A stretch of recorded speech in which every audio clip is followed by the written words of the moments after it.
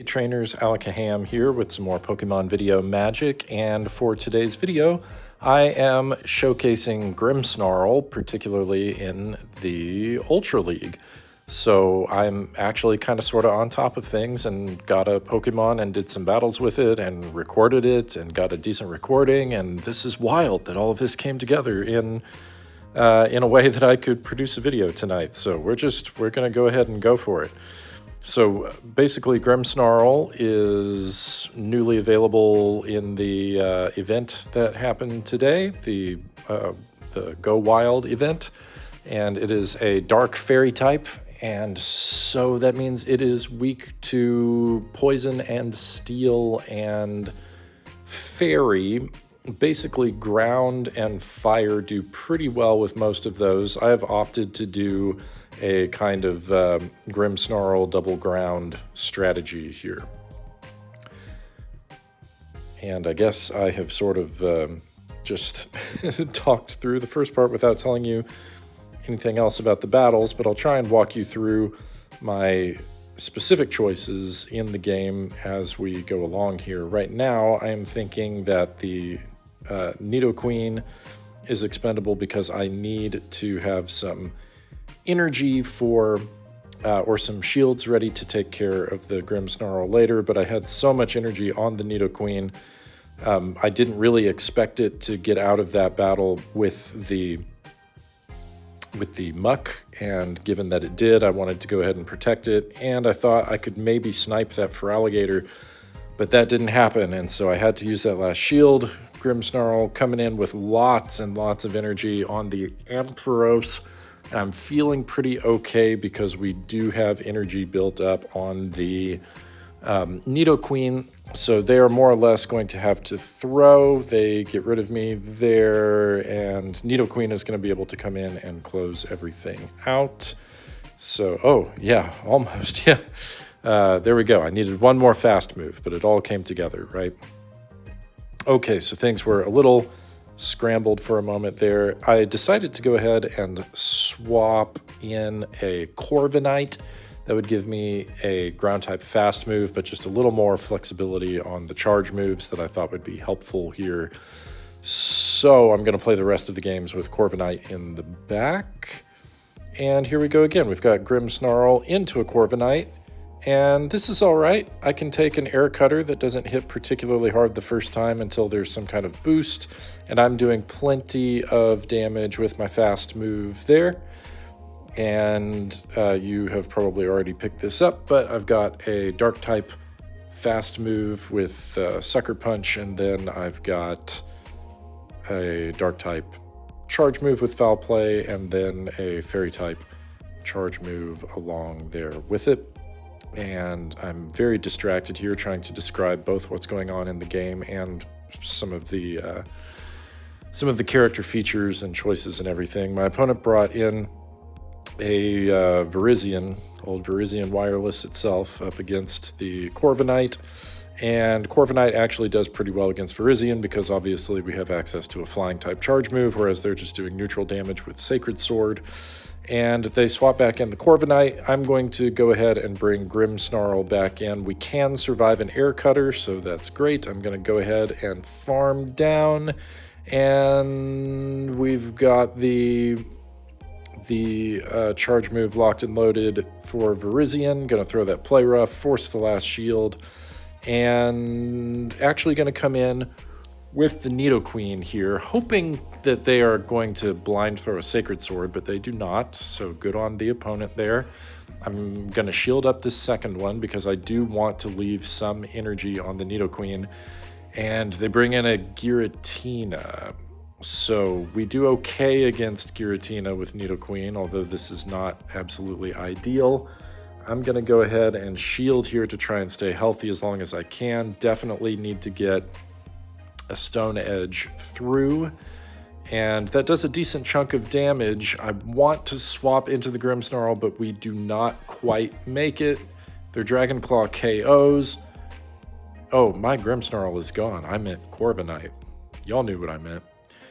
We got that Metal Bird in the air, and we have just enough energy to throw a Fury Cutter and take game number 2. Y'all are probably wondering how I won anything in this scattered state of mind that I have brought to recording this video. But I'm not going to record and re-record. I am just going to give you my raw brain right now, and hopefully you are along for the ride. All right, my opponent has a Gengar up front, and this looks really good for us, except we are weak to poison-type moves. So, yeah, shielded the Sludge Bomb and then farm down. So we have lots of energy. That's good. We'll see what they bring in. And it is a Virizion. Lots of people running Virizion today, I guess. We're going to throw the Play Rough, which would be super effective. Build up a little more energy, and I was hoping to just kind of dip out, but they did reach their charge move before I clicked on the next thing. My opponent swapped into a Feraligatr, probably hoping for a different kind of catch, but I decided to throw my Foul Play. Couldn't quite get to 2, so that's unfortunate. And brought in the Nidoqueen because I'm thinking we can just sack the Nidoqueen. That's essentially what I'm doing. I was hoping I could get to a Poison Fang, but didn't work out. That's okay. We just let the Nidoqueen go down. And I want to keep as much health as possible on the Corviknight because obviously these flying type attacks are going to do a ton of damage to the Virizion. So we basically need 3. We need 2 to KO plus to get rid of the shield. There's 1, get rid of the shield. 2, half the health, and we need to get to the 3rd. And there's number 3. So they could have potentially thrown a Stone Edge, but I don't think that was going to be enough on its own to get rid of the Corviknight, and we are able to take game number 3. This is going fast, going really fast. Looking for an opponent. Of course, as soon as I say that, I get to a part where it's kind of slow, and I wish I could have fast-forwarded the recording for you. Okay, here we are. We've got Grimsnarl into one of the new Bewares. I say new because this Beware is rocking a like Sith Lord looking cloak thing, and using Drain Punch. This is a move that I don't know a lot about because I heard it was bad, but apparently it's good now. And yeah, I go ahead and make the catch onto the Corviknight. Is this actually game 5? This is actually game 5. All right, well, maybe y'all will just be entertained at how oblivious I am to how things are going here. We're going to go ahead and put this shield up because we don't want to get hit with a Payback, which is exactly what that was, and my opponent brings in their own Corviknight. Fine by me. We've got a Payback locked and loaded, so we're going to chunk some damage, and now we're just going to start going for Air Cutters to spam as much damage as we possibly can and possibly give ourselves an attack boost. I'm not gonna shield up here. I'm just gonna tank the Payback, and now we are back with Grimsnarl. This is fine. We can take an Air Cutter, and we are going to get to the Foul Play.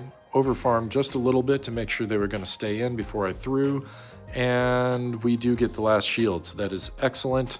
My opponent tries to farm down, and they can't. Here is Foul Play number 2, and down goes the Corviknight.